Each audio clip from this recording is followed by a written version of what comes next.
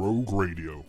Now available on Mixcloud at mixcloud.com/Rogue Country. Keep it rogue. Hey guys, what's going on? I am made up to announce that the last episode of Rogue Radio hit 51 in the rock charts and 17 in the blues charts on Mixcloud, and that is all down to you guys listening. So thank you so much for helping us continue to build this platform for UK and international artists to get their music out there. So head over to mixcloud.com/Rogue Country and keep on supporting the show. We really appreciate it. Thank you so much. Today's episode is also brought to you by The Next Life, my debut album. It has almost been a year since it was released, and I can't thank everyone enough for picking up a copy so far. Everyone who supported it, everyone who shared, I really literally couldn't have done it without you. So thank you so much. If you haven't listened to The Next Life, if you're new to the podcast, if you're new to my music, I'm going to drop a little teaser for you now. As I drive through this memory of what a town's supposed to be. Boarded houses, broken windows, reflecting parts of me.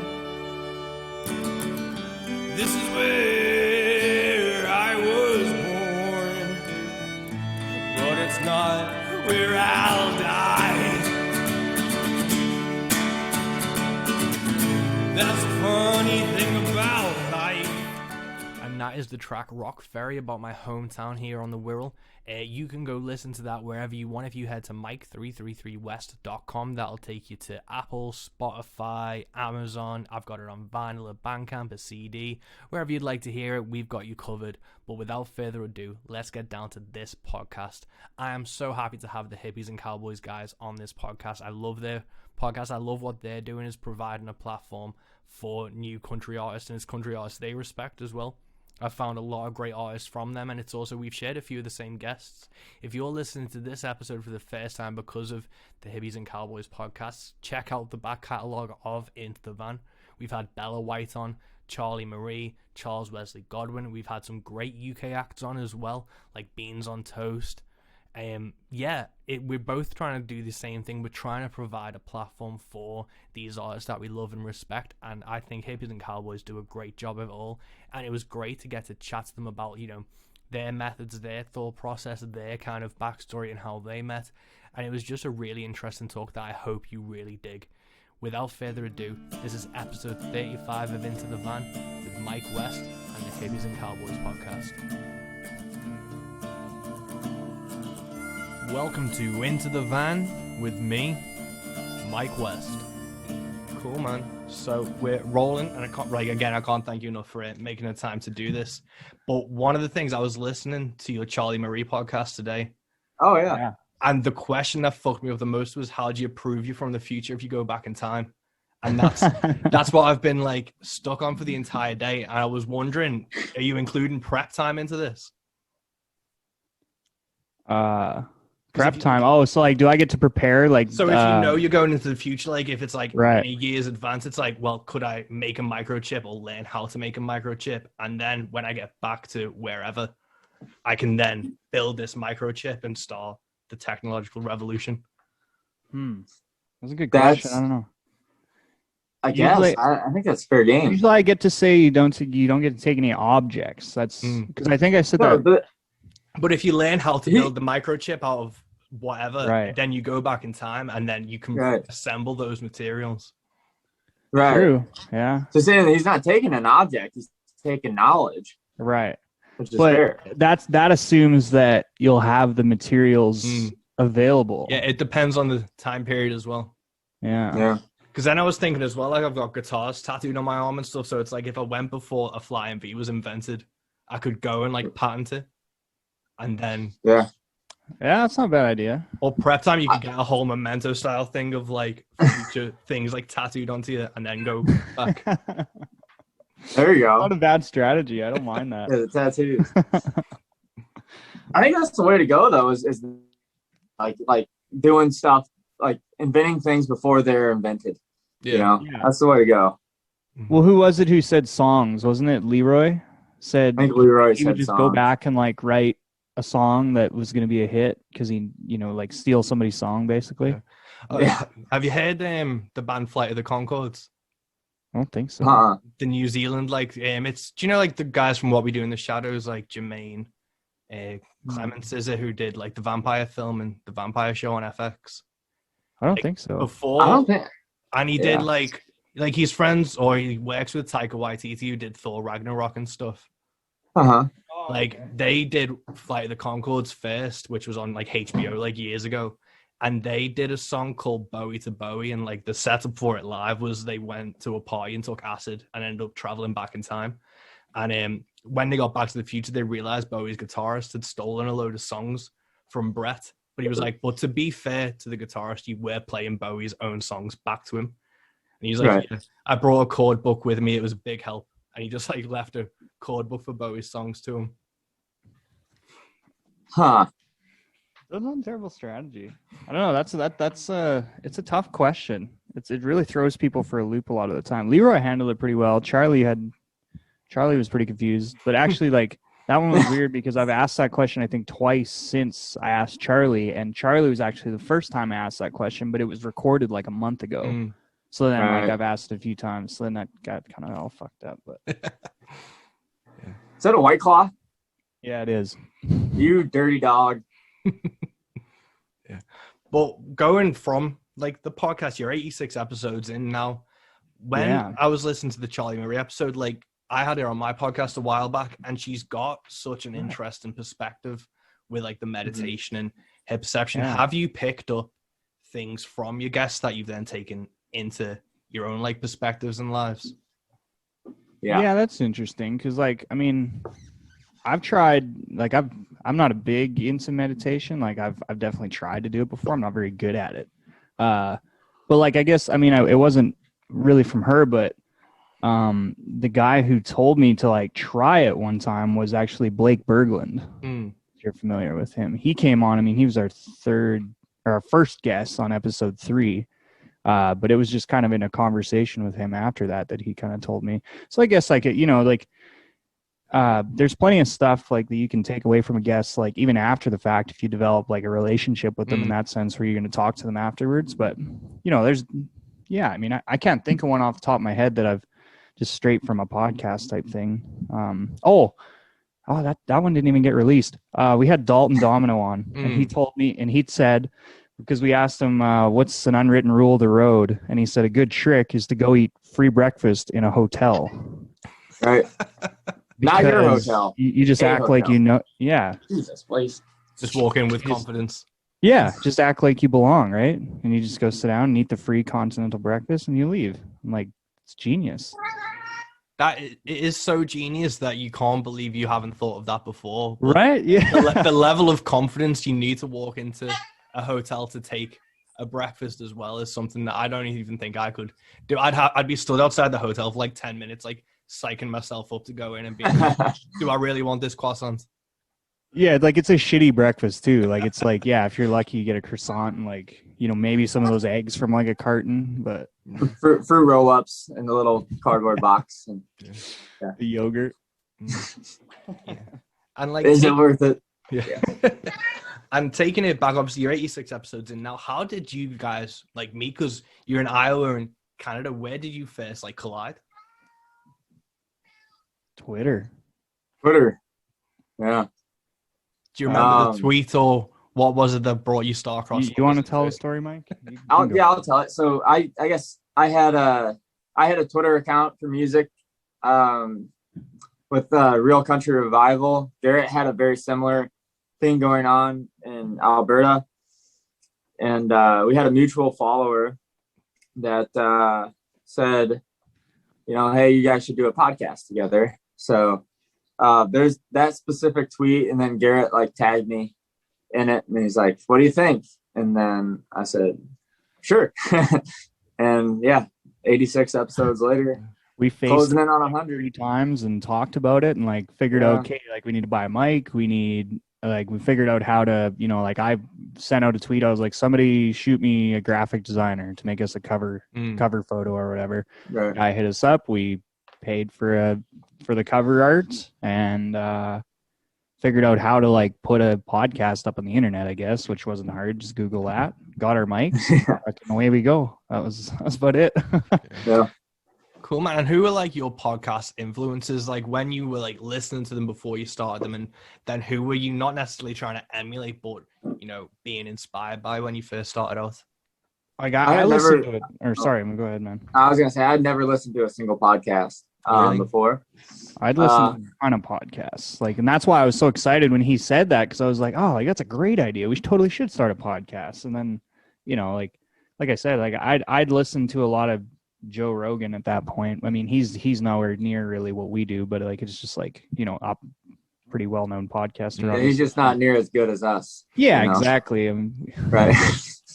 I had to turn Joe down a couple times. It's just he keeps bothering us, but it's cool, man. We'll fit him in there at some point. The first person actually that I hit up when we decided to actually do it and kind of decided how we wanted to do it, because we definitely wanted to play music on the show, so we could kind of all these artists that we're talking about, we wanted to be able to let people listen.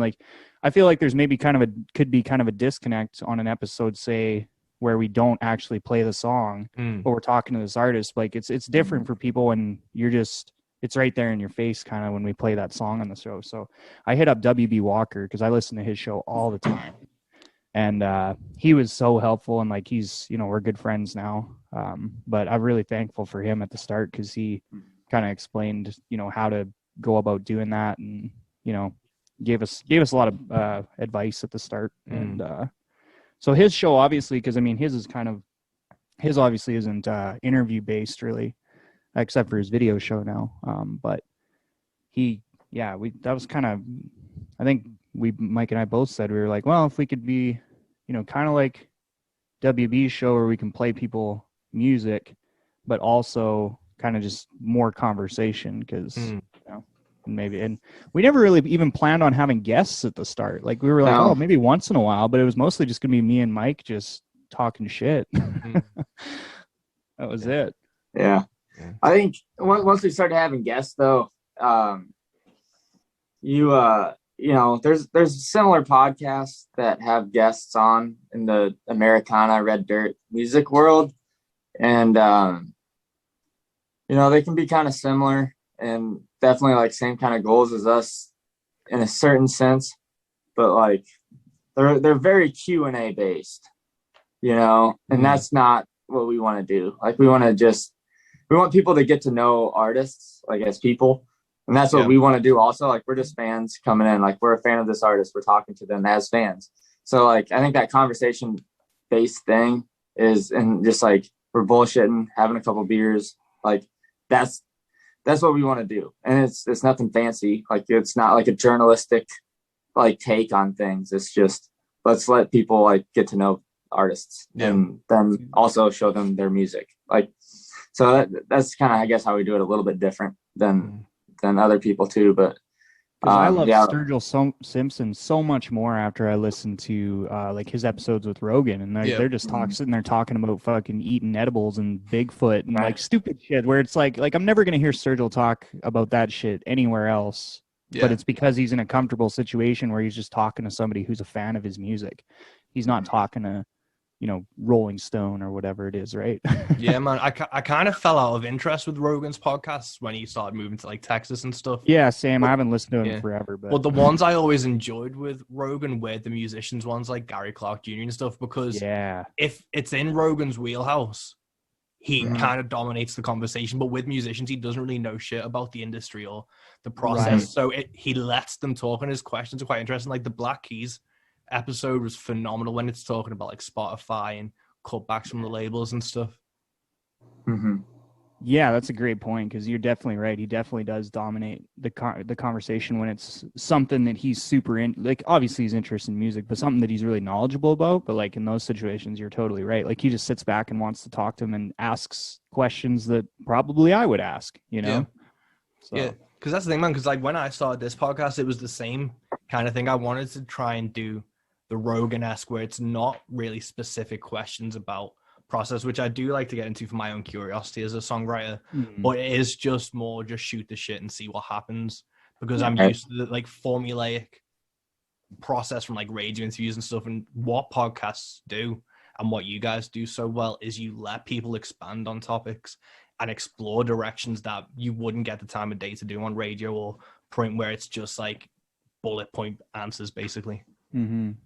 Well, thanks. Yeah, like a lot of artists are, especially, and I mean, Mike and I really haven't experienced this too much because we don't interview a lot of like artists that are signed to like big labels or anything. But they, you know, a lot of artists like have, you know, publicists or PR teams or whatever kind of telling them how to answer shit. Because and a lot of the time, like, you know, I've heard from other people like some of these artists, when they go into these interviews, they know what the questions are going to be already, so they prepare for them in that sense. Where it's just like, I don't know.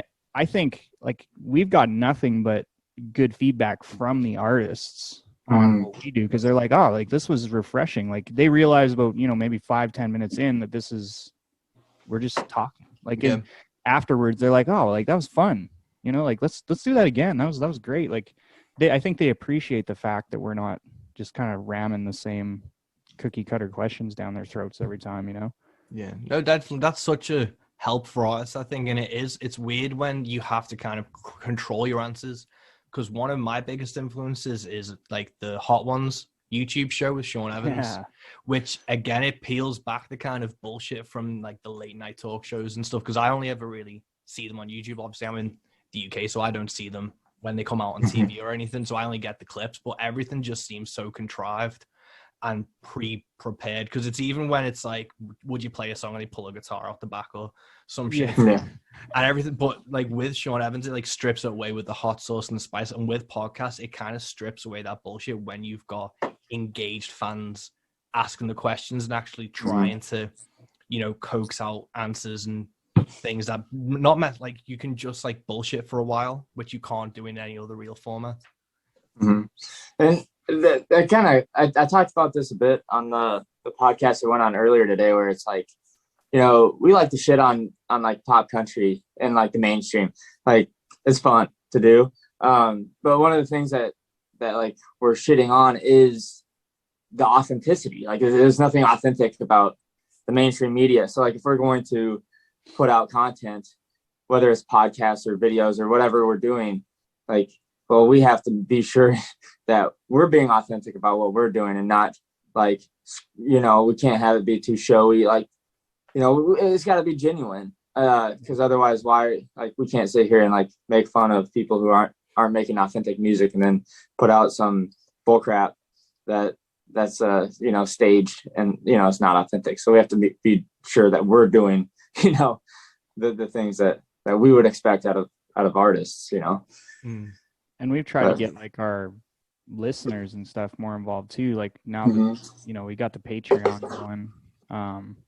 Shameless plug for the Patreon. You can go, you can sign up for the Patreon, and then like we let everybody know on the Patreon like who's coming on before they come on. We'll be like, okay, recording tonight with Charlie Marie. Send in your questions, and you know give them a chance to ask a question and give them a shout out, and it makes them, you know, feel like they're kind of involved too. Because I mean, we're fans just as they are. Like that's kind of, I don't know. Like it's funny. Like I'll have conversations with people now, and they're like, so like, you know, is it cool like that people know who your guys' show are? I'm like, I don't think at any point during all these 86 episodes have I ever thought that our show is even a big deal yet. Like I don't feel like we're, you know, like I don't feel like people know who we are, but it is, and that's why it's like, well, my question matters just as much as somebody else who listens to every single podcast. You know what I mean? So why not give them a chance to ask what they want to ask, you know? Yeah. No, that makes sense, man. Did you ever like notice a change? Obviously you say you don't kind of view yourself as making waves, but I consider you, obviously I'm in fucking Liverpool in England, and I know about you guys and wanted to chat to you enough to, you know, stay up till 11 o'clock at night, way past my bedtime to get to Is chat it 11 to you there? folks. Yeah. It's 11, dude. It's not 9. We're too late. Shit, I'm sorry. It's okay. But have you guys, like, when did you kind of notice people starting to listen and getting, you know, a loyal listener base? When did you start realizing that shift was, you know, you weren't just speaking into the void? Yeah, I don't know. I think it was probably around, you know, like even after our first 10 episodes, there was definitely enough people. And I don't know if there was ever a point where it was just like, oh shit, like people are paying attention, but it was just really cool to like especially after we started to do more of the interviews rather than just me and him talking, when it started to be like more interview based, and that's kind of how the path we went down. Like it was always cool because like every guest you get, you're probably going to pull 2 or 3 more people in, you know, every single time, because they're just like, oh, cool. Like you had, like, I don't know. I think for me, when I started to maybe notice a big change was around episode like 8 to 10, after we probably like our 4th or 5th guest maybe.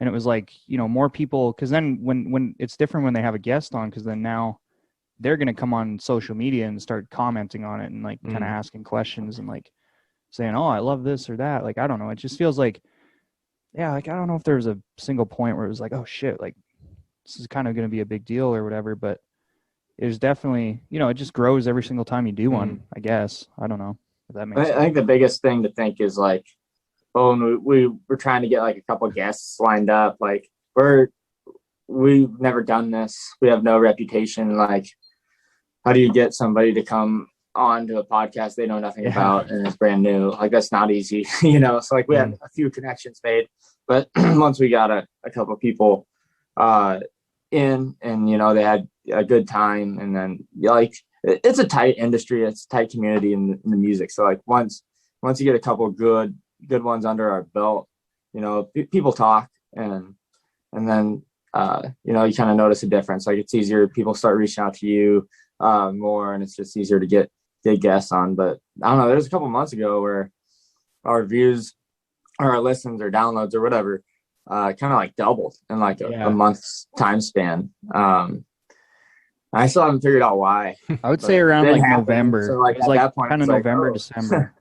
It was like, oh shit, like pretty much shit started to just double kind of out of nowhere. And I have no clue what it was that prompted that. I don't know. I really don't. I can tell you at the start though, like how fucking excited we were to get like our first guest. Cause like, I said there, Blake was our first guest on the show and on episode 3, but like he had kind of told us before we even started it that he would be the guest. So we knew he was going to kind of come on, because we, Mike and I both had, kind of talked to Blake about it before we even started the podcast. So he was in from the start. But when we got Vincent Neil Emerson was our first guest that we had actually like reached out and then got a response from and like lined up. So we were like super excited for that. Like I remember being so nervous, like even nervous for like the Blake one, where it was like, and I'd talked to Blake on Twitter plenty of times, but it was just like, you know, like learning how to interview. I've never interviewed somebody before or even tried to do something like that ever. So it was, dude, I still distinctly remember my phone ringing with a Saskatchewan number, and it was Blake. Like I knew it was Blake, and like just being so nervous, like it wasn't even the interview. I was just like scared to answer the call. It's like, I know Blake, but I was like so nervous just to answer that phone call. Yeah, but it's just weird. You get more comfy as it goes. Like, I don't know. Do you still get nervous with like guests, or is there like certain ones that come through? Because I know like I'll be talking to people I know, and then like maybe a guest that I've been a fan of for years. Like I had Danny Vaughan from Taiketo, who I've been a fan of since I was a kid, and I had him and I was like, oh shit. And I was like prepping and, getting quite nervous before and things. Do you guys still feel that way with guests? Yeah. I mean, for me, it kind of depends on who it is. The nerves and comfort level is definitely like, you get used to it. And like, I feel like if Sturgill came on the show next week, we'd be fine. Like I wouldn't be like absolutely like shitting my pants. But like for the ones that really get you nervous are like ones like Chris Knight, people who like don't have any interviews out. And like the ones that they do, like someone will ask him a big, long question and he's just like, and then that's it. Now you talk again. And it's like, how do we handle this? So like, then you have to prepare, like, you have to over prepare, and like, you're just worried about how it's going to go. So I guess that's the only thing, like, you just don't know what you're going to get with some of those people. And like how's the conversation going to flow? Things like that, definitely you get a little bit nervous about for me, but yeah. Absolutely. When you don't know how it's going to go, because like, that's a great answer, because sometimes you can go and find other podcasts that somebody's been on, right? And so then you kind of get a feel for how they talk, kind of how they answer stuff, how they, if they are talkative or if they're kind of like he said, just going to give you kind of a shorter answer. So, but I find it goes a lot better, or like, I don't really I wouldn't say I get nervous anymore. I would say I get, I would say I replace like nerves at this point with like over preparation. So like, instead of being nervous, I'll just like prepare like 2 pages of shit that I don't even need, but it's like just there just in case like we start to hit a rough patch, and it's like, okay, like here, let me pull something out of the notes I made here, but I find a lot of the time I'm able to kind of, I think it's more of less of a nerves thing, but it's more like breaking the ice with them. Yeah. Because a lot of the time, what I'll do is I'll get them to give me a call like a couple days before, or even the day of, before we get on the air, and just like, because oftentimes we record remotely, like off of Zoom, so they need a separate kind of recording device. So I'll get them on there and like get them on a phone call and just say, hey, how's it going? Kind of shoot with the shit with them, even for 5-10 minutes, and kind of just explain their recording process and pick, decide which songs we're going to play. Even if it's something as simple as that, like, it's way cooler than when we get on the call, because they already like have talked to me, and it's just like almost like you kind of broken down that barrier already. And then when you get on, it's just it's just go time. Like, it's definitely tougher when we get on, say we deal with a publicist the whole time, or a PR person, or whoever, manager, whoever it is, not directly to the artist. We deal with them the whole time. And then like, like Morgan Wade, for example, we didn't talk to her at all before we got on that podcast. It was just like talking to her, I believe it was her publicist or something. Anyway, and then we get on the air, and it's like, boom, there you're on with Morgan, like never talked to her, met her, nothing. So it's just like, oh, hey, like, then you got to break that ice for 5 minutes before you actually start. Right. And that's definitely harder, but Yeah.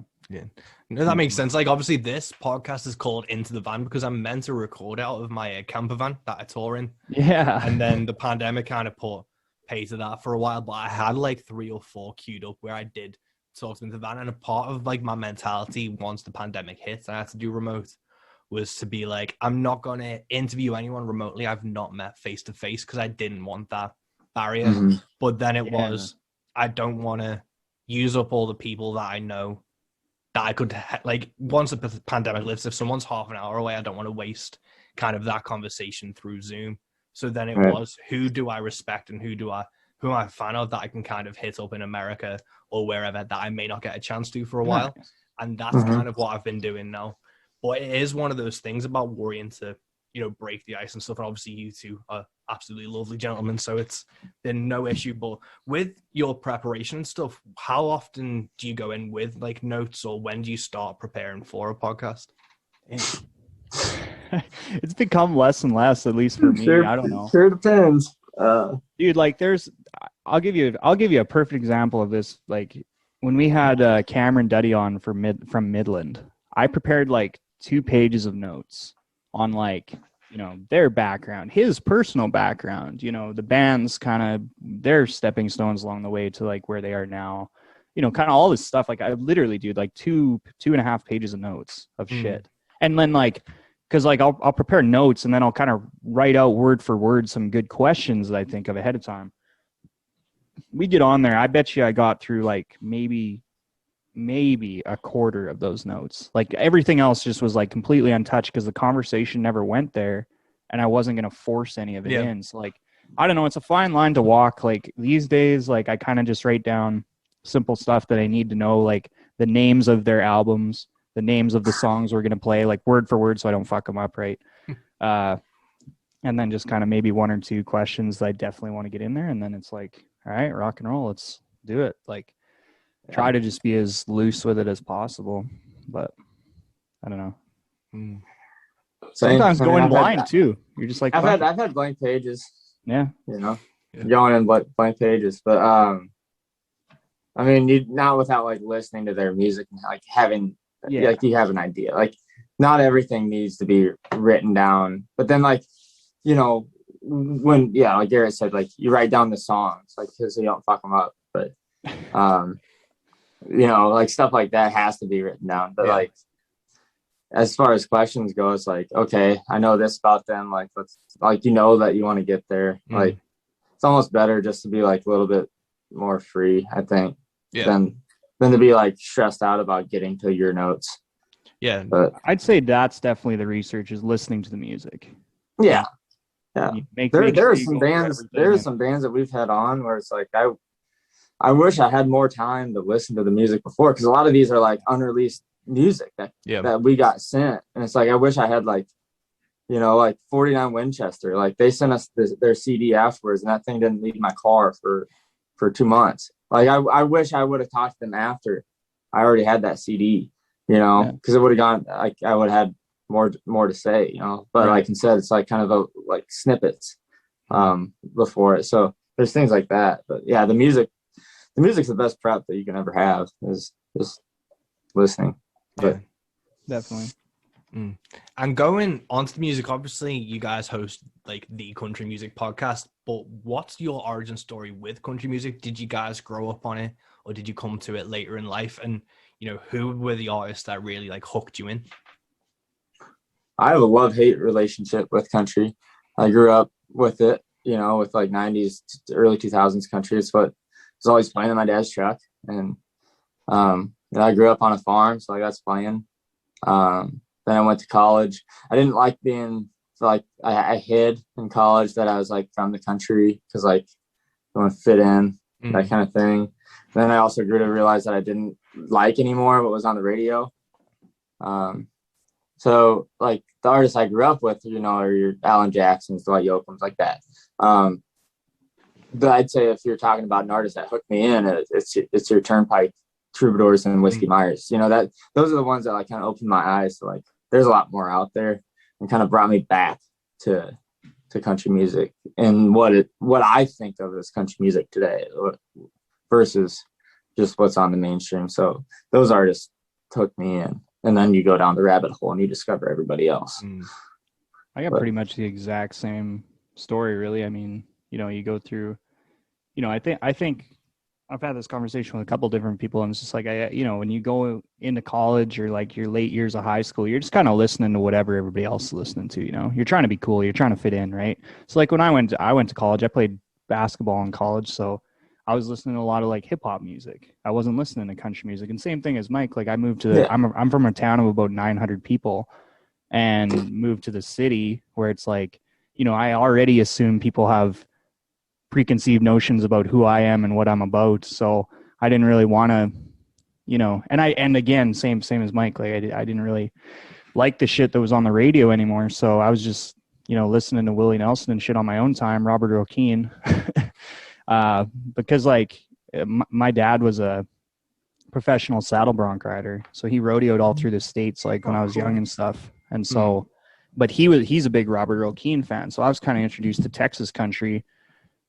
you know, through him, and, you know, obviously then like Mike said, your radio country from the 90s and early 2000s, that type of thing. And that's not so bad. I don't mind any of that stuff at all.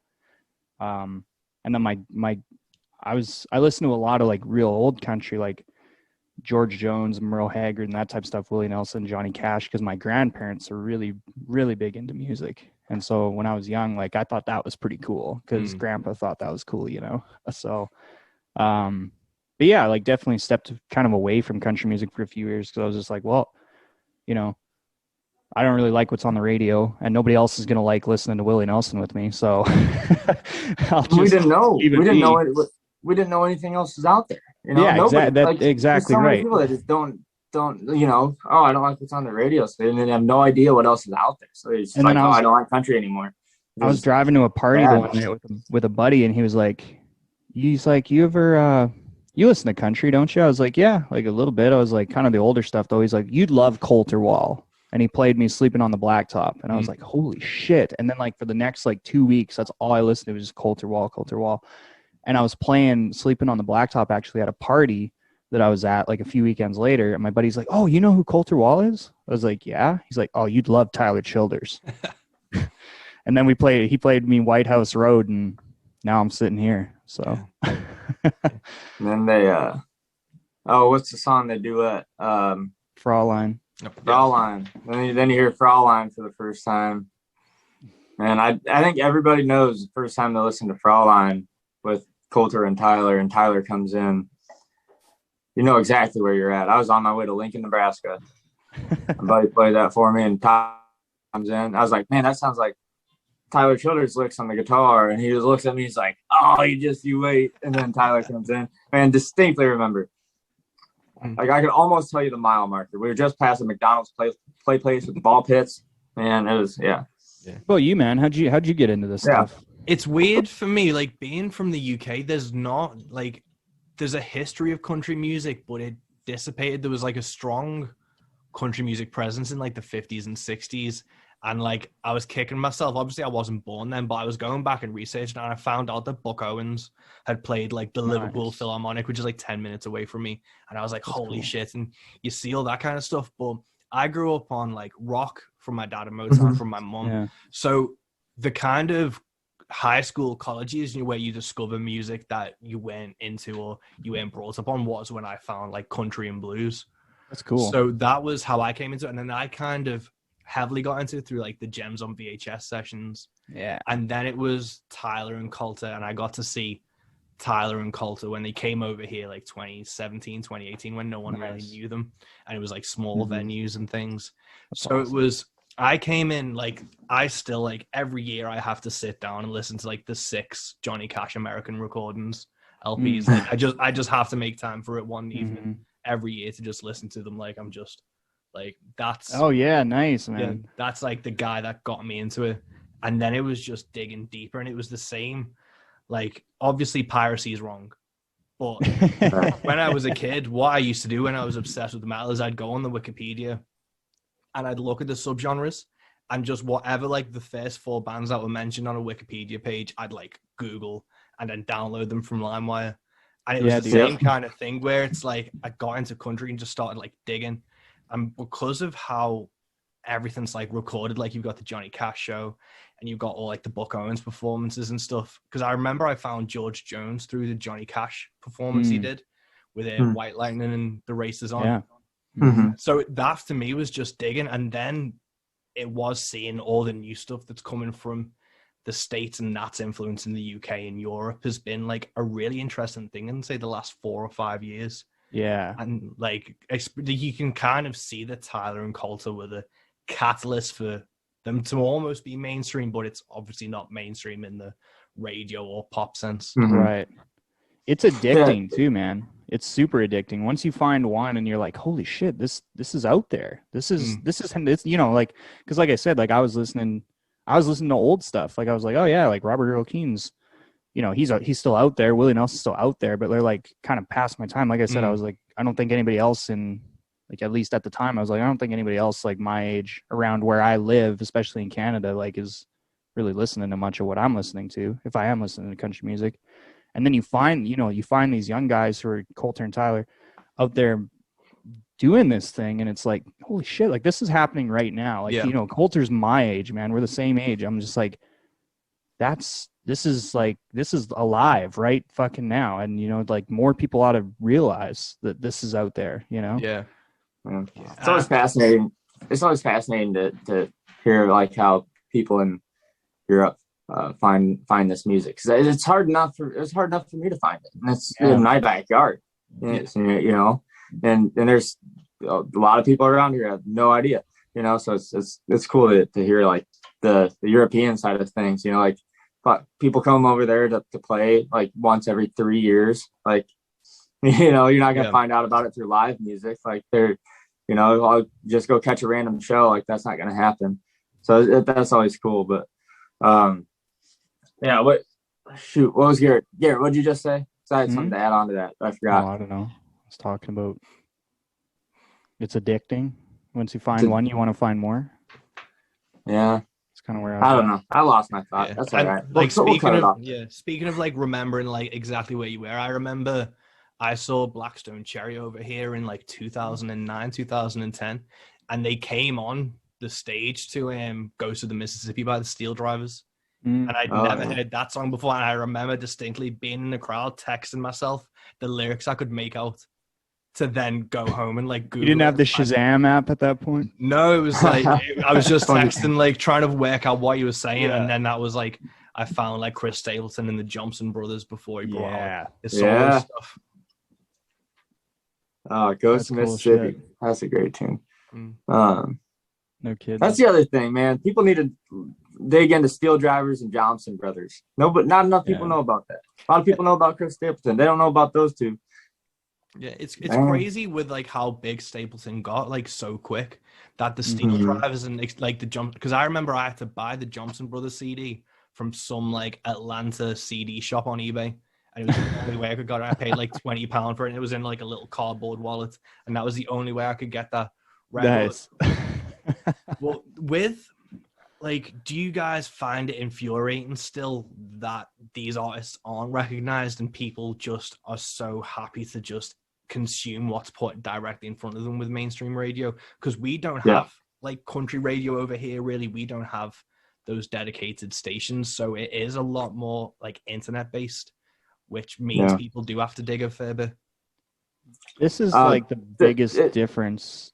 Me and Garrett go back and forth. I would definitely say it's infuriating. Like, I went down to Texas last weekend, and you cross the state line, you turn on the radio, and you got Flatland Cavalry and Turnpike on the radio. Like, why can that not be everywhere else? Like, this, and I get it. Like, the mainstream here is just all about what sells, and it's all about the money. So it always has been. Yeah. But then the people behind it, who's making the decisions on what's going to sell, the popular stuff, they have nothing to do with country music or rural lifestyle. They have no ties to anything.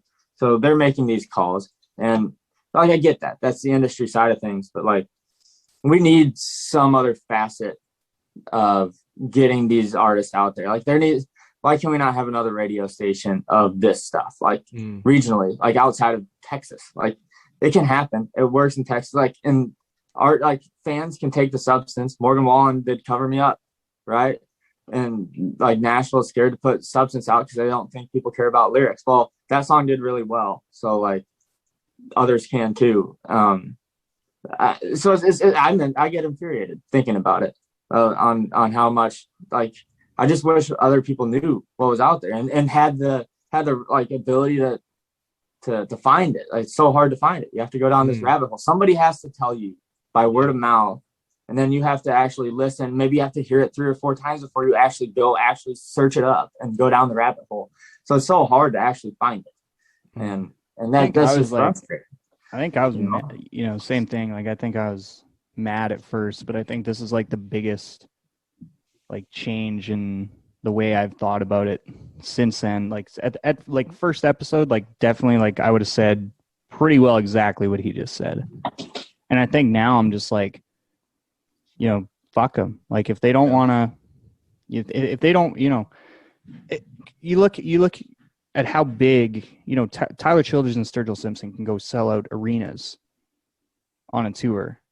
So never through the radio, and they're doing fine. They're doing just fine. Like, they're not broke. You know what I'm saying? Like, so it's like, I would you know what? Like, and the other side of it is if mainstream country radio was, and I hope they're not listening to this, but if mainstream country radio was playing Tyler Childers and Coulter Wall and Sturgill Simpson, or maybe not even some of the big ones, like maybe even, like somebody like Charlie Marie, who we just had on, use her for an example, just because she's the most recent episode. If they were playing her, nobody would listen to our show. Nobody would care what we're talking about. You know what I'm saying? Like, and maybe that's a little, maybe that's a little selfish, but it's just like, people discover artists through us and like through this fucking really cool community that we have around this music. And so, like, like I said, if they don't want to pay attention, like, we'll be fine we'll be fine on our own, I think, because like I said, every time you go to a party, if you plug in your phone or hook it up to the Bluetooth and play, a Cody Jinks song or a Kelsey Walden song or a Sierra Farrell, like somebody, you can't tell me somebody, I don't care if you like country music or not, you're not just gonna be hypnotized by Sierra Farrell's voice. You know what I'm saying? Like, so it's like, I think there's enough people out there now, like the proof is in the pudding in the fact that Sturgill and Tyler can sell at an arena. Yeah. And it's like, like, there's enough people that care out there. It's just, turn the radio off and start start finding your music a little more Yeah. organically, And I guess. I don't know. My frustration more comes from like just thinking that fans of country music deserve better, and like I just wish it was easier. And that's what we're doing, is trying to make it more accessible, right? That's why, as Garrett's saying, that's what we're trying to do, is make it more accessible, because it's so hard to find. But I just think that the fans of country music deserve better, and like I think you said it, Mike, is it's like spoon fed. Everybody just takes in what the mainstream gives you, and you don't put any thought to it. You just spoon fed it, and fucking you don't straight understand sideways outside. Sorry, but yeah, it's just the accessibility of it, and that's what we're trying to help with. And I don't know, but And from like your perspective, I've always found it interesting how like the Opry and country radio have been seen as like these bastions of like country culture that are like a must have, and you have to play on that stage, you have to be on radio. But they kicked Hank Williams out, they kicked Johnny Cash out. Mainstream radio has not helped like Tyler or Stegel anyway. Why do you think these institutions are still so like hallowed, even though there's like continuous examples of people like bypassing them? There's money in the fact that there's such historically important, I guess, institutions. But I mean, on the flip side of that, I mean, Zach Bryan's playing the Opry tonight. I was just gonna say, like, I mean, they like, it's not that they don't pay attention to these people. Like they don't. It's not that they don't pay attention, but the ones that they promote the most is when the Opry has Sam Hunt playing. You're gonna see a lot more about that. Yeah. Why? Fucking why? Money, I guess. Like, but I mean, they do at least let little people on. Zach Bryan's not little in my book, but I wouldn't say. Yeah, but it's still it's cool. Like, I mean, less than 2 years ago, I'm pretty sure it was 2 summers ago, that guy was like posting videos of him playing those first few songs on Twitter, and then people basically showed up with pitchforks at his fucking door and were like, record music right now. album now. So like, it's cool to see like how quickly, I mean, that guy, I don't want to go down the rabbit hole, but it's just like that's a good example of like somebody who's kind of just through the songs just fucking made a name for himself, and like now tonight he's about to play the Grand Ole Opry. So I mean, something to be said for that type of thing too. I think that's a testament to how passionate this community is, who like this type of music, like who pay attention to this type of music. And like, there's even people I'm sure who listen to him or any of these other ones who didn't really listen to country music before, like I said, and that goes back to what I said about it's addictive. Like, I feel like I'm sure you were interested to get your stuff being over in the UK. Like, I find that people and fans of this type of music in like our community, I keep calling it, you know what I mean? They know what it takes to get artists up and down the road, and they're not shy about supporting them, whether it means, obviously they're going to go to a show every time they're in town. They're going to buy a t-shirt or 2 or 3 at that show. They're going to buy a vinyl record. You know what I mean? Like, they have a real appreciation for the actual, what it takes to support these artists. I guess it's not just streaming on Spotify, they're the first ones to pre-order that record, right? Yeah. So that that's always cool too. Like, there's no better feeling than when somebody like messages us or tweets at us or whatever it is, and they're just like, oh, like, I really loved Charlie Marie. Like, I really loved listening to that. Like, she's awesome. I just went and bought a t-shirt. Yeah. Like, fuck, right on. Good. Like, even if I can get one person to go buy her t-shirt for listening to that podcast, Yeah, man. Same. I had Luke Hendrickson on a while back, who's a great guy. If you've not heard him, he's up in Minnesota. Cool. And that's like, close to me. Yeah, he put out a One Night at the Crystal Lounge, which is a phenomenal record. And someone like tweeted me saying like, I bought the vinyl because of that. And that's like something that is really important as podcasters, because sometimes you do kind of feel that you're just speaking into the void. Yeah. And if you can actually make a difference, even in like one sale to an artist, it just gives you a warm and fuzzy feeling inside. Yeah, man, exactly. It's really rewarding. You're like, oh, like, maybe there's somebody out there listening. We are kind of making a difference. Not only that, like, that artist is going to be like, oh shit, like cool. Like they may never know that that's why somebody bought that t-shirt, but I mean, it feels good for people like us, you know? Even when like, you know, all the time on Twitter, people are like, hey, what artist are you listening to right now? And someone will go down and they'll be like, Brent Cobb, Charlie Murray, you know, 49 Winchester. They'll tweet a list of names, and at the bottom they'll tag us. It's like all people like we've had on. It's like they'll say whatever they recommend, and it's like, oh, really? You guys actually care? Like, cool. Like, that's cool. Yeah, it's fun. Cool. Yeah. And how do you kind of keep tabs on new music? Because I saw on your on your webpage, you have like a team behind you now of like guys like looking for new. Like, what's the kind of process of like, or even screening process of new artists, and how you find new stuff? Like shout out to those guys. I mean, those guys are there to kind of help us out with, you know, whether it be content. Like Jay filled in for Mike on a podcast here a while back when Mike he was out doing other stuff. He was actually I was doing a video session.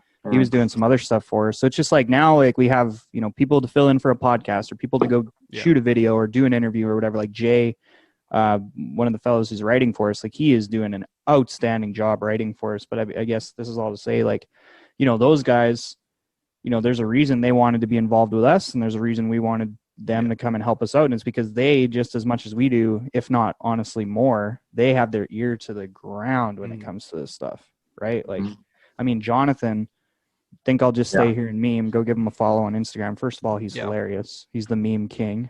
But like that guy, I don't know if I've ever texted him and been like, "Oh, have you heard of this?" Or "Have you heard of her? Have you heard of him?" And he'll be like, "Oh yeah, they're pretty good," or "Oh, she's pretty good." Like he knows shit. I don't even know where he finds time to like listen to all this and like have an opinion on it, because it's we should make up a name and be like, "Hey, have you heard of this person?" And see what he says.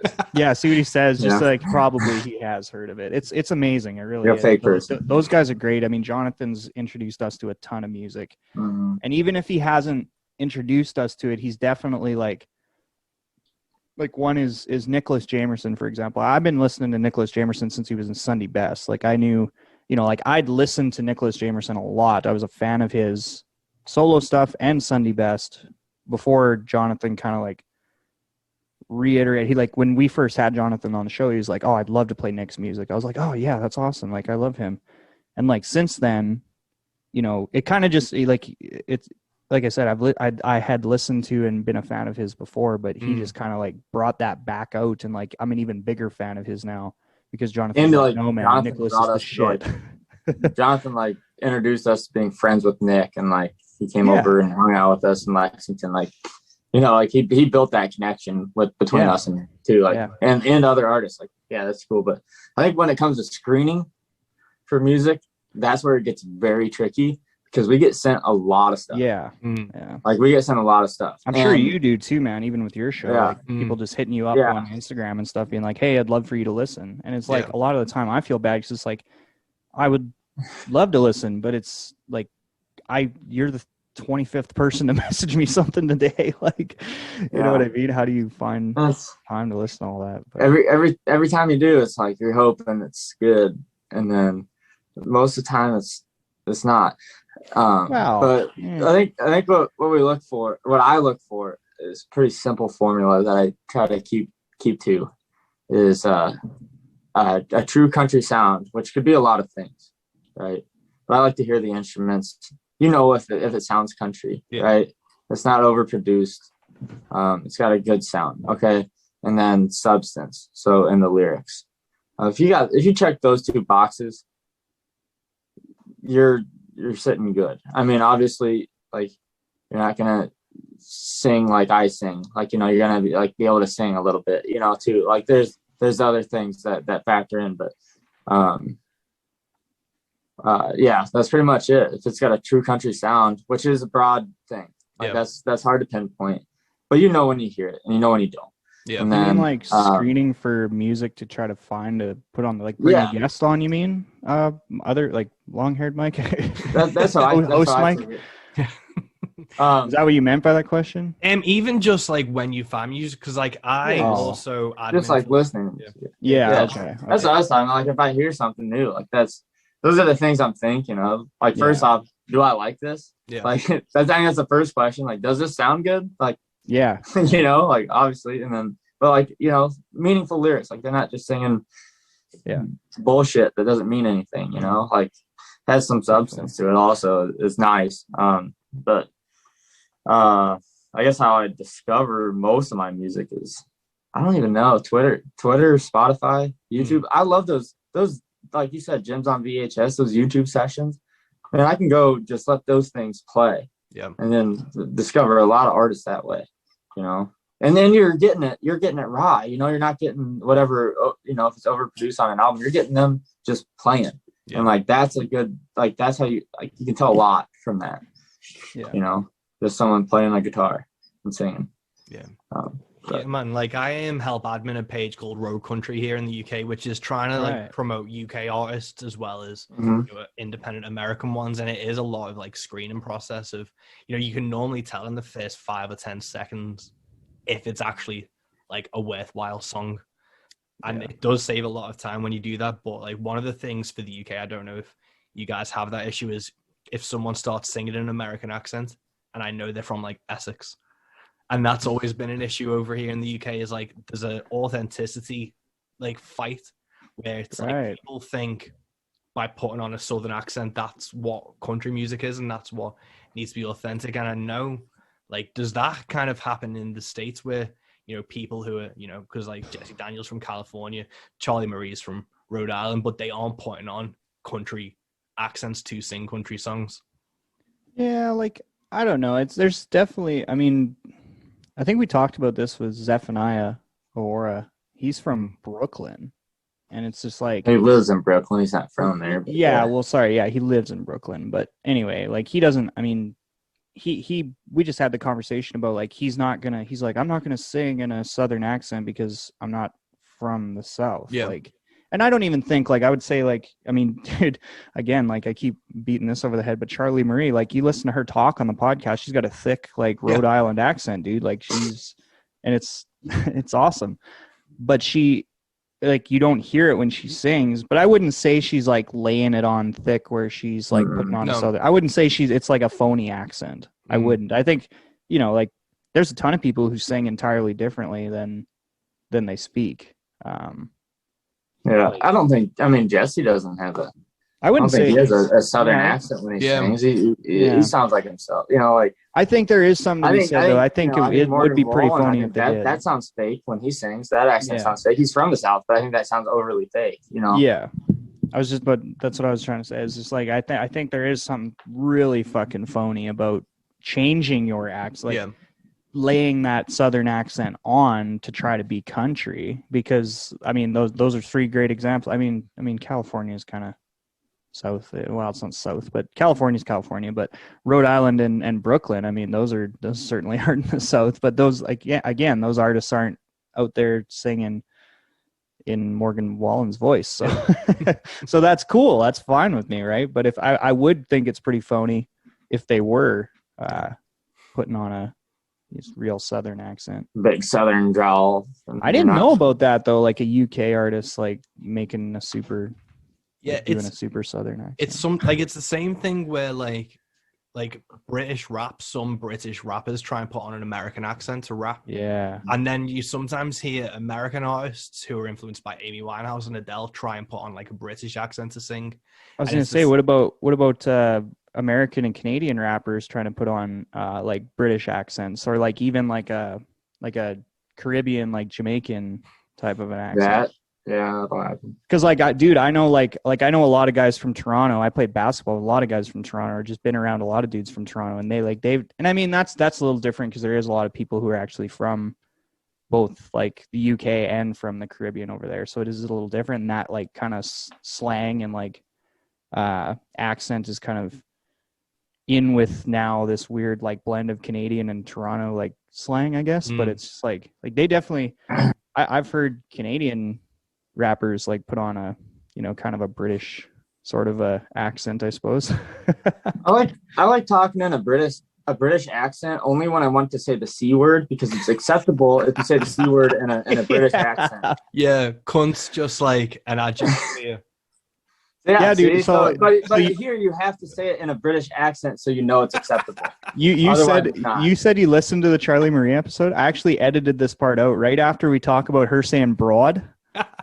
Yeah. I clipped this part out because I couldn't say it on the show, but I was just like, yeah, like cunt is kind of similar. Like in Canada, we say that word, like not like you guys say it way more, and even Australians say it way more. But like in Canada, it's not really a like I'll call an inanimate object a cunt. Like I will. I don't know. Like it's just kind of the way. Like I mean, Mike commented on that shit when I went down to the States. I was just like, oh yeah, I grabbed that guy. Like, and he's like, dude, like maybe not. Oh, sorry. Like shit. Whoops. Like I don't know. But that's handy to know if I ever go to the States because it's like shit cunt, dog cunt, like constantly. No, Mike, you have an accent. You have a British accent, so I'd get away with fine. it. You're fine. You got a pass. Right? Get out of jail free card. Nice. Yeah. Good to know. The accent. I can't say it. I don't have an accent, so I. Yeah. Well, God forbid you ever said it on your podcast because I'd hate to see another review of your language. Oh yeah, man. Yeah, jeez. Rough. That's you know what's funny? There's a follow-up review. Somebody wrote another review and was just like, yeah, I've never met whatever his name was, but like I'm sure he commented. He wrote a review commenting on that guy's review. It's pretty funny. We should leave that guy alone. We beat him to death already. What was the follow? I haven't seen it. Oh, I don't know. I just read it here the other day when I was looking at her. Dang. Yeah. It's kind of funny, anyways. Yeah, we kind of bastardized that guy. Do you? You cuss on this show, don't you? Obviously. Yeah, like, so are you guys conscious of what, like you say, obviously I'm not only English, I'm from like Liverpool, like Merseyside. So it's like the kind of thing where when you go when you think, that's like, we can fill that space with like, fuck, shit, whatever curse word we think of is like basically a pause or a period at the end of our sentences. Right. So like I'll say cunt in front of my mom and stuff. Like it's not a thing that matters, to be honest, over here. Or to me. At some point, like even like when I've been in work and stuff, it's just part of my vocabulary. Yeah. But are you guys conscious of the language you use on podcasts and stuff? Because I've kind of like with you guys or with guests, I'll try and tone down my language a bit compared to what I will be barbecue. But are you conscious of that kind of thing? I'll usually try to throw out a feeler at the start before we get on the air. Like I'll make sure I'll say fuck or shit or something, or like say something a little abrasive and see if they follow suit, see if they like cuss too. And they're like, if I notice they're cussing, I'm gonna cuss. Or like even like on an episode where we know it's gonna be some silly shit, like when Keekers and Ferg came on episode 69. This is gonna be literally the stupidest thing ever spoken to a microphone, so like it's fine. It was. And like any episode, like I don't know, you kind of just read the room, dude. Like, like I said, if they're cussing, it's like, okay, now I feel way more open about cussing, where like even, or if they're, maybe they're a little shy or something like that, and you cuss a couple times. Sometimes it loosens people up too if you do that. I don't know. Like I said, it's kind of a read the room thing. One thing, I don't know, this is kind of unrelated, but one thing we try not to do, if we are aware of it beforehand, is we won't drink in front of like people who are sober, obviously. Yeah. You're not sober, right? No, that's one of the things I was just going to say. I do the same thing, but like true to a stereotype, this is a cup of tea. So I only drink. Nice. Yeah. I don't know. Yeah, I don't know. I filter myself all day at teaching school, so I don't really want to continue that into the podcast, you know. Right. I don't have a tally sitting there like, I'm only at 12 cuss words this episode, I need to get to 25. Like, you know, I don't try to cuss, but definitely depends on the conversation. If it is a little more serious, like when we had Hayes Carl on, like, okay, first of all, this is Hayes Carl, like he, you know, I'm lucky to even be talking to him right now. So, and he was more, like you could tell he was a little more used to being interviewed in maybe a more traditional sense, or I don't know, like that conversation, like I said, it's just, you kind of just feel the vibe of the conversation. Like I'm not just going to sit and say, fuck, shit, piss, this and that all day long to Hayes. Cause it was like a real, like, it was a pretty like relatively serious conversation for our standards. You know, when we get talking about more silly shit, it's like, when we get into like some more silly shit, it's like, okay, now we can kind of let her fly, right? But I don't know. That's yeah. Yeah, you don't like go, I said, you don't walk in and go, how the fuck are you fucking doing? Yeah, like not usually, but I will try to throw out a feeler at the start. Like I'll definitely make sure that one of us like we gotta kind of cuss at the start, or like we tell them like usually our little rundown before we start recording. It's like, okay, well I guess let's get started. The only thing we try not to talk about is politics. You can ask us questions. This is not an interview. We're just talking, and like you can cuss, you can do whatever. It doesn't matter. We're just talking. That's basically the rundown that we say every single time. I think I'm gonna start like when I hop on the Zoom calls, just like as soon as I get in, just be like, "What's up, motherfuckers?" And just see how it goes. Yeah, What the fuck is up in this bitch? Yeah, you cunts. No, it's definitely. I kind of did it in an accent, so it's acceptable. It is. It's don't funny. cancel me. It has been weird to kind of see cunt as like a word that's got such a reaction in the States, because over here it's just like every other word. So it's still like, it kind of, to me, it's always like, when you first started swearing when you were a kid? Right. To me, it just kind of seems like it's at that level still. And it's just interesting to me that like how language is, kind of segregating. I think Britain and Australia are in a competition to see who can say it the most. Yeah. Absolutely. Who's winning? I think you're right. Australia, probably. Dude, Australians say it like it's like every other word out of their mouth, dude. Like it's funny and like But then we it started, is pretty funny. Yeah, me and my mate started watching that Big Les show on YouTube, and then we just started appropriating a lot of like how they were using it into our conversations to try and just get our numbers up as well. Right. Yeah. Okay. Yeah. I think it has a more like misogynistic implication. It does too. Yes, for sure. Like it's definitely like a misogynistic thing where like people hear that and they're like, oh, like they look at you like, oh no, like you don't do that. Up here, I don't think. I mean, I'm not gonna say it around my mother.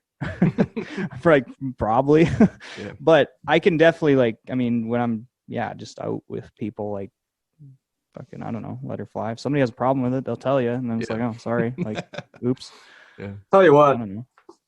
I'm gonna go out to the bars tonight. I'll start throwing it around to see how it goes.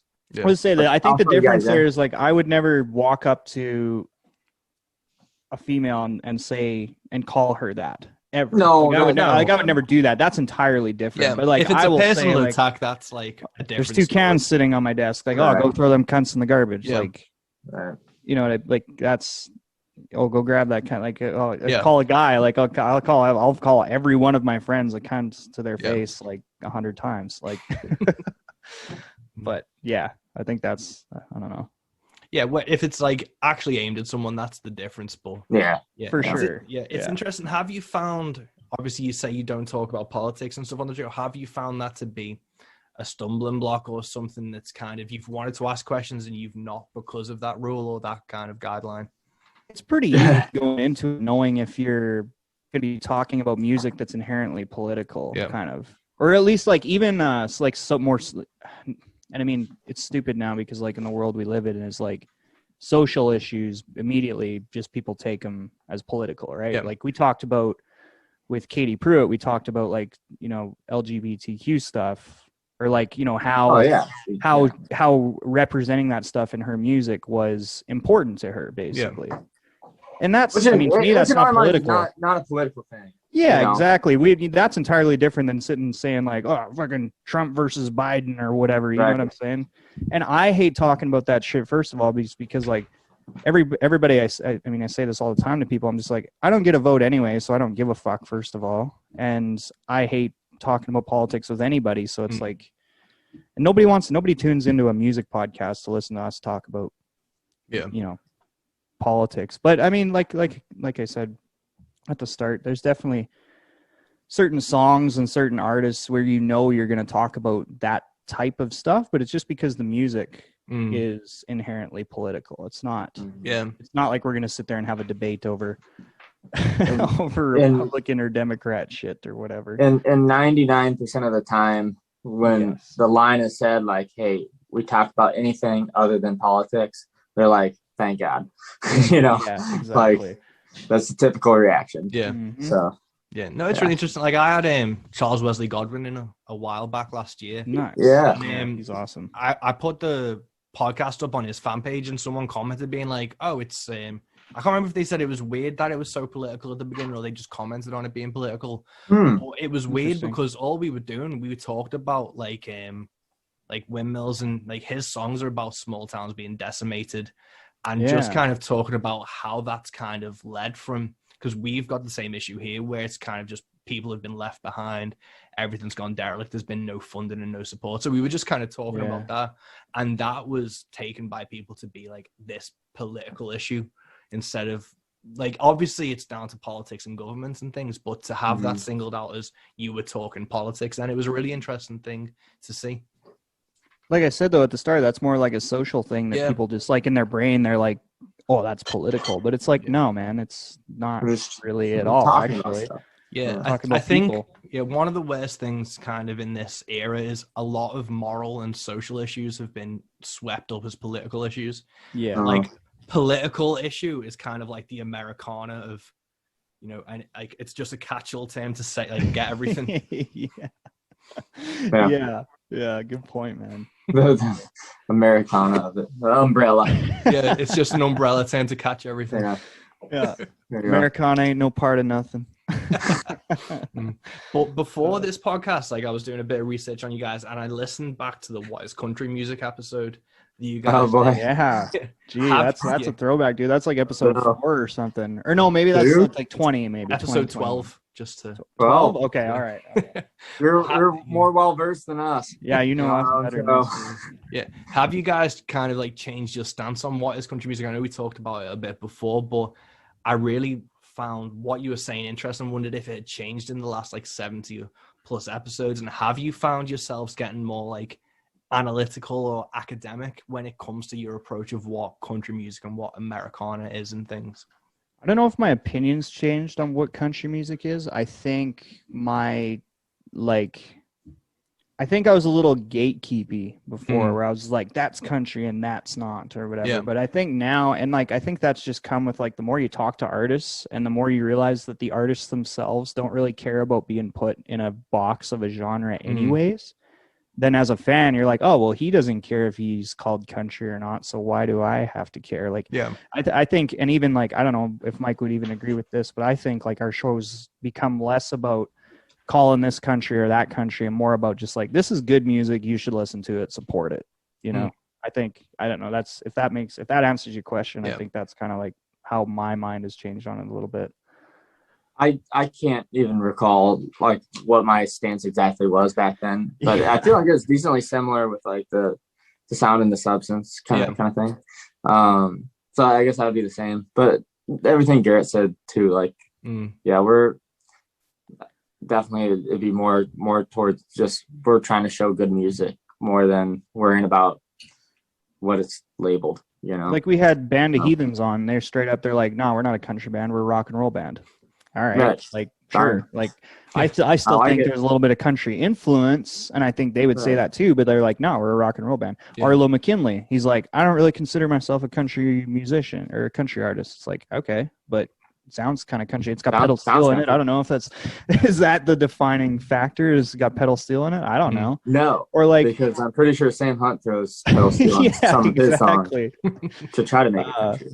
We were going to have, like, we were in kind of having conversations with Black Pumas before they, like, played on the Grammys, and now they're way too big for us. But, like, at that point, I was just like, fuck, like, let's have them on. Like, it's pretty country influenced. Like, it's still, like, it's still, I don't know, that to me is Americana, though, also. Where it's like, okay, they're kind of R&B, they're kind of blues, they're kind of soul, they're kind of country. Well, what the hell do you call that? I don't know, Americana, I guess. So, fuck it, like that's not out of our realm, I don't think. Or even like Leon Bridges or something. Like I'd fucking bring him on our show anytime. I mean, not that he gives a shit about talking to us, but just just an example of like, I don't think it has to necessarily be the textbook definition of country anymore. And that pisses some of our listeners off too. Yeah, for sure. Like, so we've people are they're like, why are you promoting that? A strictly country music podcast. Like we get that a lot. Like, what are you talking to this person for? you know. And it's like, Yeah. well, we like their music, man. Like we're fans. We're just talking to our people that we like. If it's good, it's good. Don't dig into it. It doesn't too really far. matter what genre it is. Does that mean I'm going to bring on, like, at least not right now. I don't think we're in a position where we can go as far as to like bring on like a rapper or something. But it's like, oh no, we're not gonna. But it's like, yeah, like I think just like the definition of what we think is, not even we individually, but like we as like, if we're gonna just call Hippies and Cowboys this thing, I think like it's definitely broadened throughout the time that we've been doing the podcast, where it's like, okay, like I have no problem promoting something that maybe I wouldn't have promoted, you know, even 9 months ago now, just because, like I said, the more you talk to these artists, the more you realize like they don't give a fuck if they're put into a box of, oh, you're country, or oh, you're Americana, or this or that. And like once, as a fan and as a listener, at least for me, once I realized that, I'm like, well, if they don't care, why should I have to care? Yeah. You know. Yeah, no, that's really an interesting thing. And listening back to what like your podcast was about, what is country music, and looking at the that's a very popular episode actually, which is weird. Like I guess it's just because of the name. It's a catchy name, I guess. Yeah, I think it's that, and I think a lot of people want to kind of have the opinions validated of what they think country music is. But I think a lot of like what Americana is, or what people think it is, I think it's a lot of it's audience defined, not artist defined. Yeah.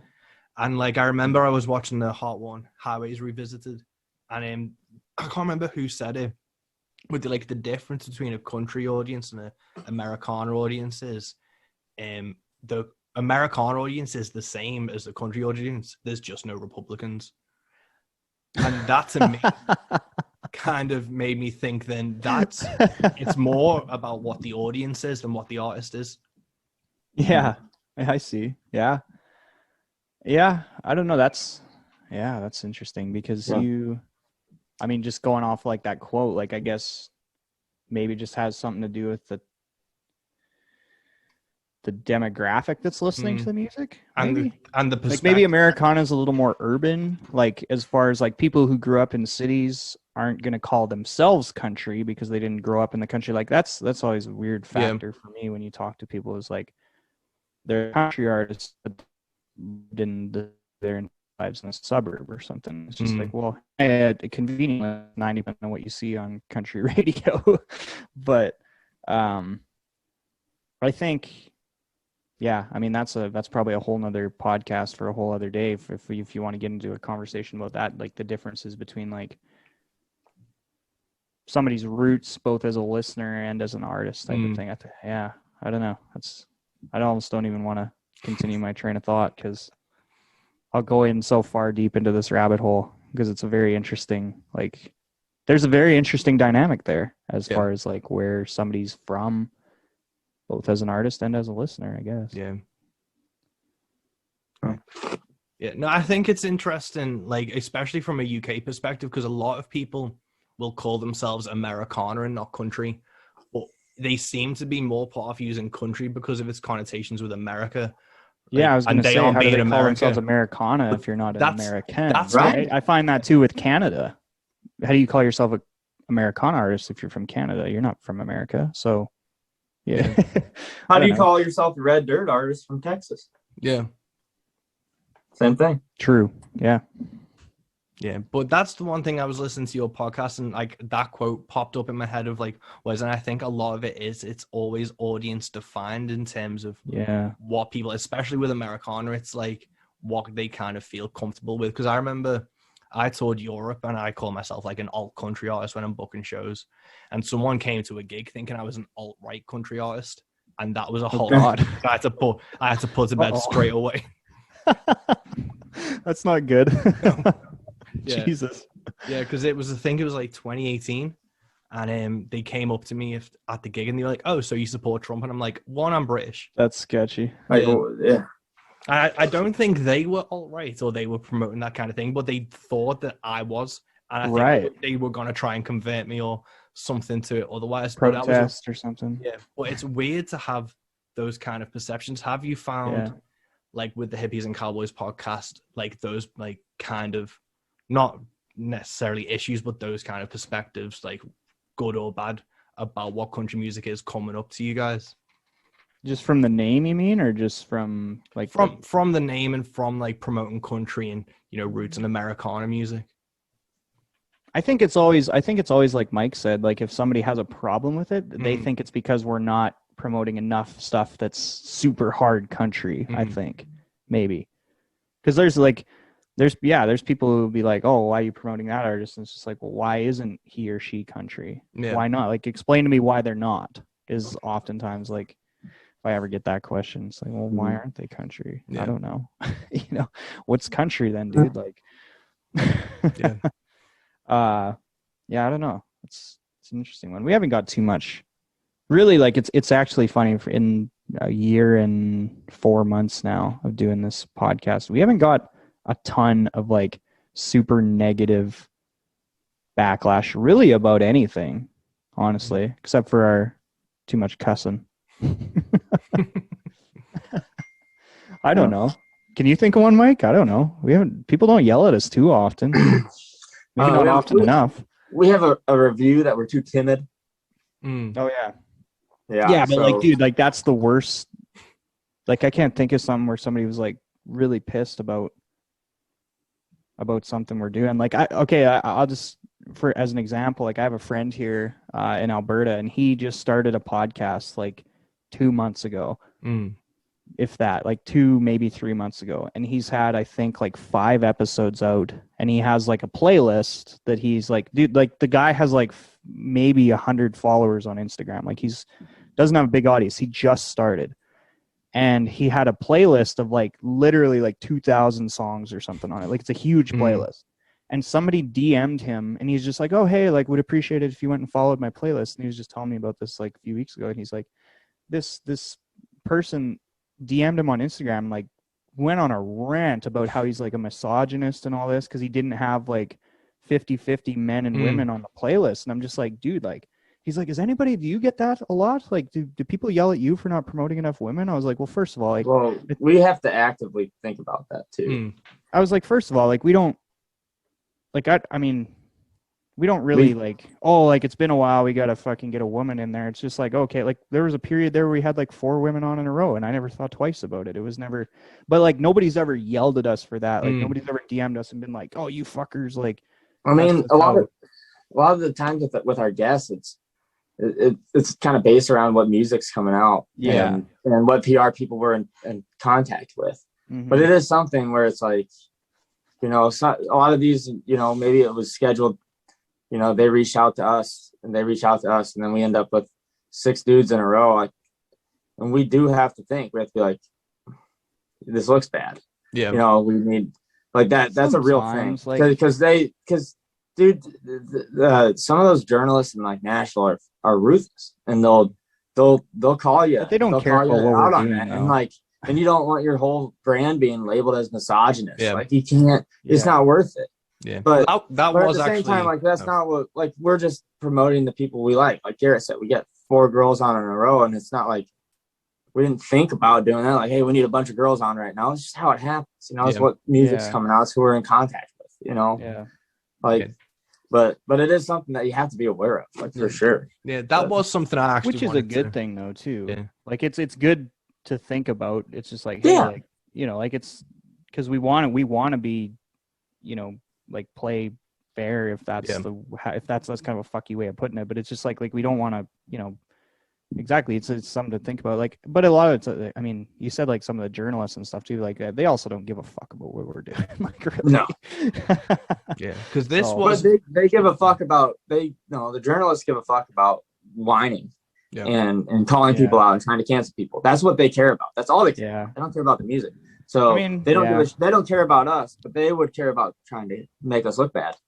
Yeah. And that's all. That's what gets. But like I said, I just, like, my story that I told, I was just like, it was just funny to me. Like, I was just like, no, man, like, nobody's ever like cussed us out about that. That's weird, because it was, like I said, he just started. Like, the guy's barely got enough. He's barely got one guy on there, and like somebody yelled at him because he didn't have enough women on his show, and he's just like, well, like, what do you mean, man? I got, like, at the time, I think he quite literally had like 2 or 3 episodes out.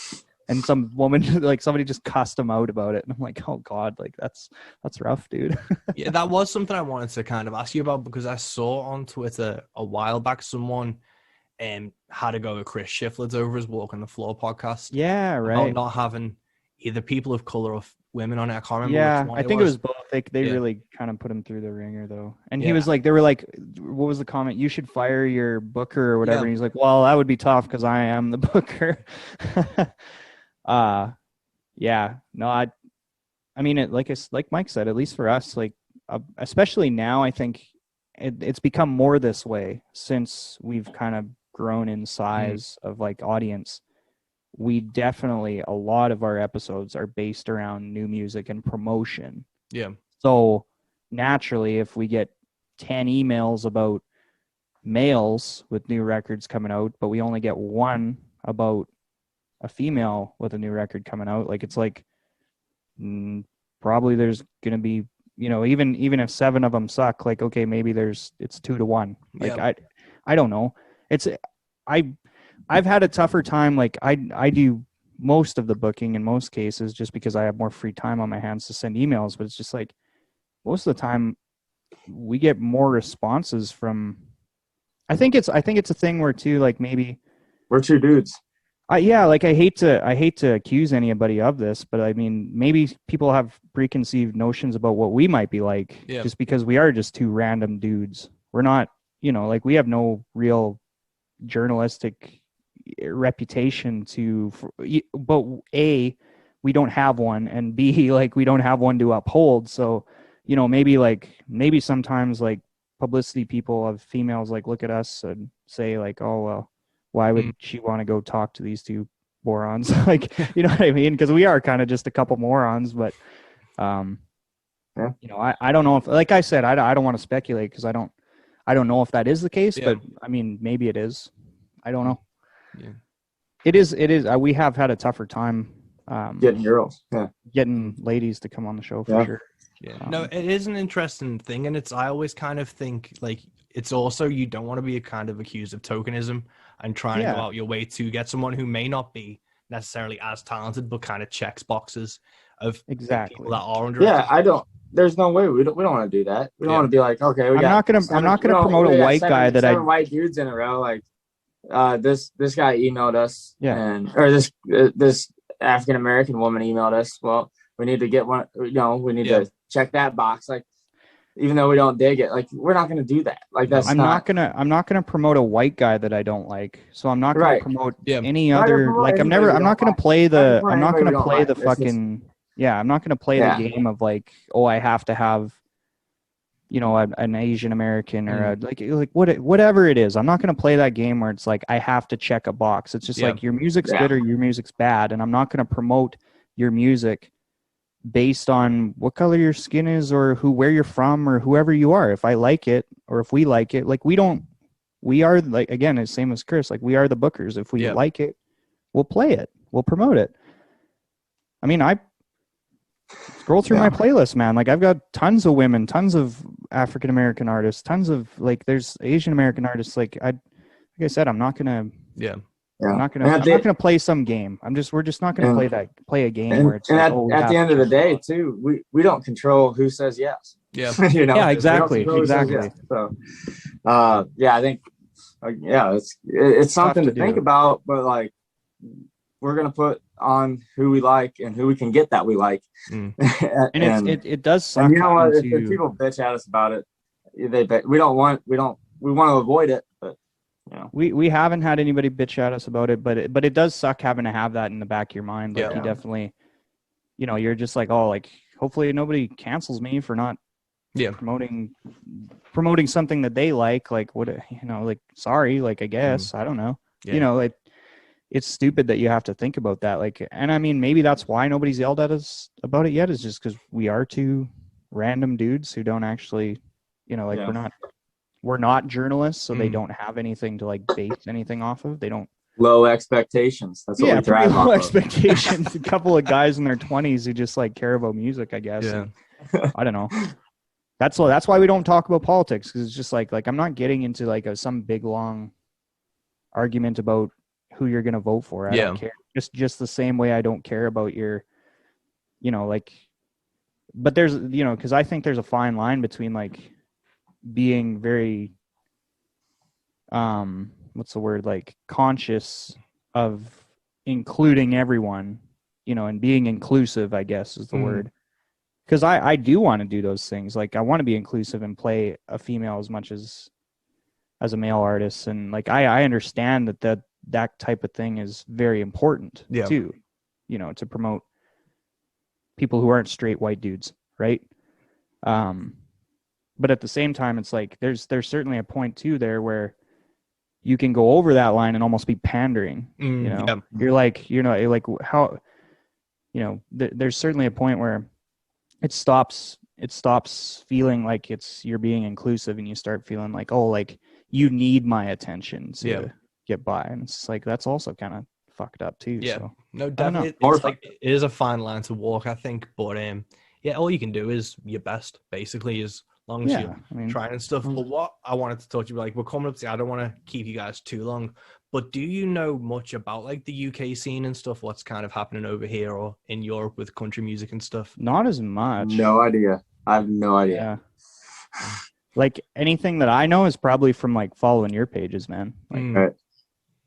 Yeah, it's probably, and I guess Gem's on VHS. Like Anthony's been over to Scotland, I believe, a few times. Yeah, and he's got he promotes a lot, like, more than the average American promotes artists from over that way.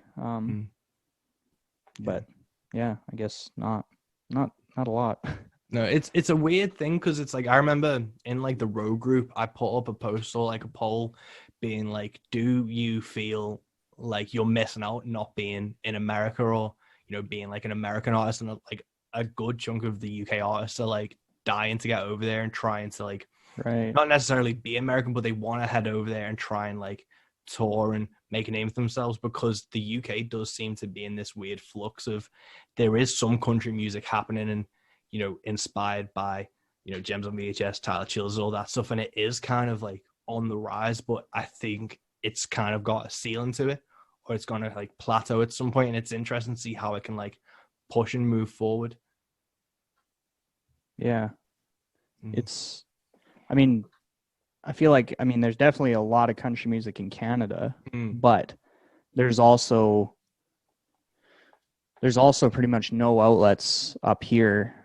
Like, just maybe to kind of compare it to your situation, like there's not a lot of outlets up here for artists who aren't going to play the radio game, and be part of the machine. So that's tough. And that's something that I feel bad about it a lot. And also but I also don't really feel like I have the time to divide to start like maybe some kind of a Canadian outlet on the side to like promote that type of thing. Like, it's just like, I want to try to do that through Hippies and Cowboys, but it's also like people up here don't know about our show. Like all of our traction is in the United States. So like when I reach out to an artist up here, unless they already follow us or something, or somehow they've heard of us or whatever, like it's tough to kind of get any attention even from them, because they're like, well, who the fuck are you? It's just,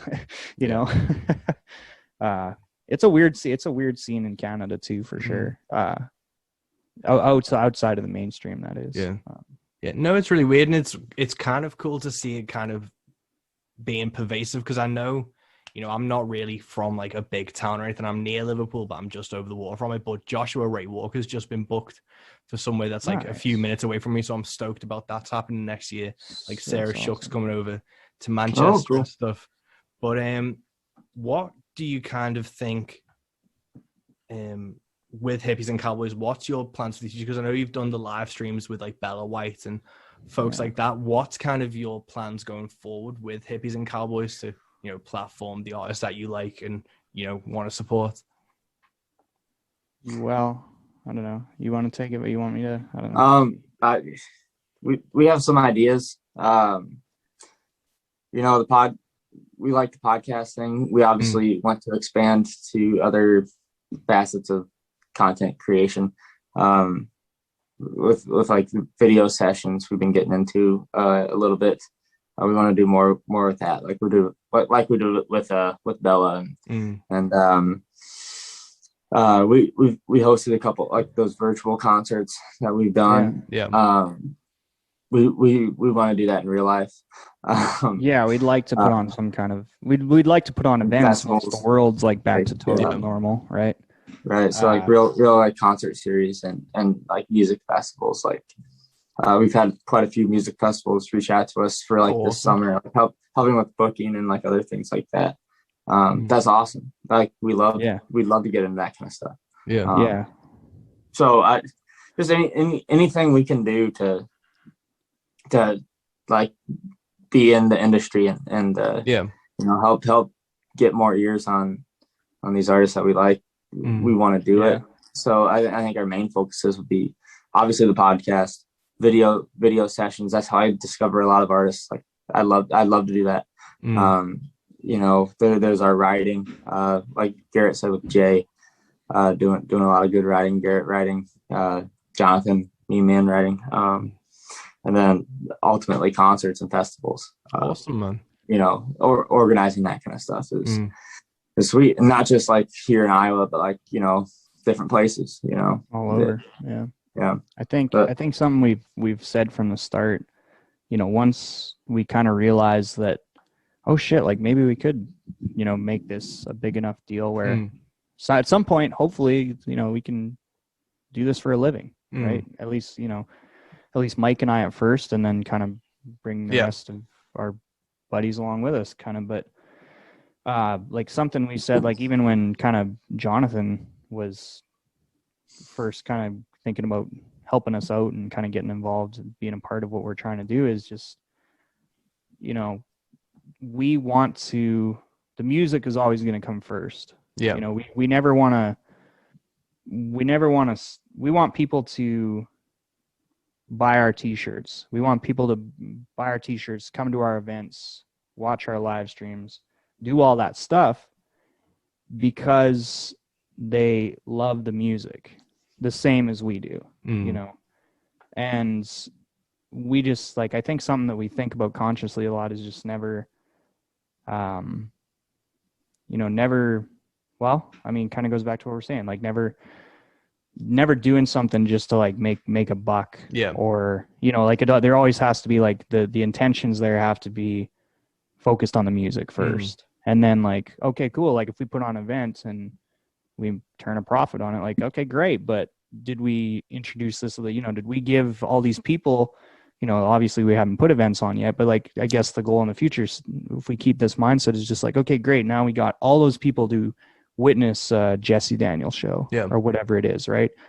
I think and just the sense of community that we have even with our listeners, like on social media and stuff, like it's all day every day, man. People are just constantly like talking shit or like tweeting stupid stuff or introducing each other to music or whatever, and it's all just so cool to see that all of these people who have never met each other in real life are all just kind of in this weird little online community around the music, first of all, but then also kind of our show, which is really, it's rewarding and it's motivating because you're like, well, shit, like, and this ties into everything basically we said. It's just like I said, it's addicting. Once you learn about this stuff, you want to keep finding more, and hopefully we can be that outlet for people to continue to find the music and find a place where they can go to a show and, oh shit, that's that guy who I've talked to on Twitter. Oh shit, it's that you kind of meet up for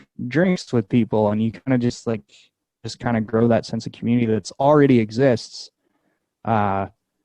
But hopefully we can kind of perpetuate that and keep it going. I think that's fun. And like I said, hopefully at some point it turns into a thing where Mike and I can go around doing that for a living.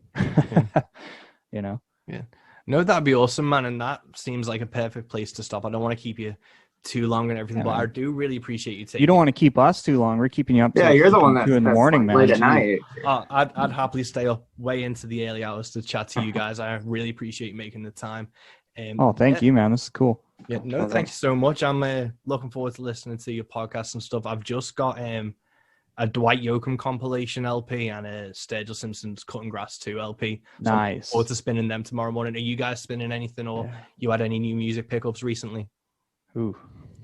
I'm waiting on Jay, that guy who's writing. So like the shipping costs from the States usually on records it's super fucking expensive. So what he did is he got me the Kentucky Blue versions of both Cutting Grass Volume 1 and 2, and then he got me the red Arlo McKinley, his first record, the red Cincinnati Red vinyl. And so he's got all those, and he's sending those up to me here right away. So I'm pretty excited to get those. And I also just ordered Bella White's record and got Nick Shoulders. I got Nick Shoulders' first one and the second one coming in the mail too. I've got that on pre-order, The Home on the Rage. Nice. Yeah, same. That's what I got coming in the mail. So just waiting on those. For me, I don't think I have any exciting vinyl shipments in, but I've been listening to a lot of 49 Winchester. Again, I just think that's a band that if people hear them, they're gonna like them, and they're just bound to be take off. So 49 Winchester, I guess I have their CD, but I guess new discoveries for me, I don't know. Two that I've been streaming this week are, this is a really good one. Where the hell was because there's two, there's Cassie, this week, these were recommendations from people on Patreon. Cassie, I'm going to butcher her last name. Cassie Valaza. Yeah, she's awesome. And then, who else was I just like? Oh, Carson Jeffrey, who I'm a big fan of, and I want to get on the show, actually. He's great. He's from Texas. And then, what was the third one that I was just jamming earlier? Go ahead, Mike. I'll think of it. I'll shout out. I've been digging into Parker Ryan's EP too. Young kid from Texas. Tristan Mraz has some new music out. That's pretty good. Cole Chaney, obviously, he had Elbow Creek come out, and more to come. I mean, if you Emily don't know who Cole Chaney is, I mean, that's the name of it. I think. I don't know. I think people need to write down Cole Chaney's name and then just remember it, because it's gonna be something here soon. But yeah, that's pretty much, I guess. Yeah. Well, that's a perfect place to wrap, guys. I really appreciate you taking the time to do this, and thank you, man. I'm looking forward to everything. But cool, and that is episode 35 of Into the Van, Into the Bag. Please go check out the Hippies and Cowboys podcast if you have not listened to it yet.